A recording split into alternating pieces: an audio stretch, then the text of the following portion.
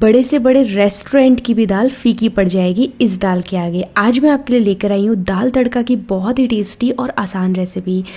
बिल्कुल भी मिस ना करें, इस रेसिपी को ज़रूर ट्राई करें।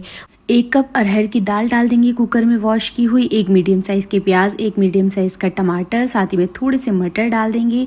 इसी के साथ थोड़ी सी शिमला मिर्ची डाल देते हैं, थोड़ी सी लौकी और साथ ही में ना थोड़ी सी कद्दूकस करी हुई गाजर।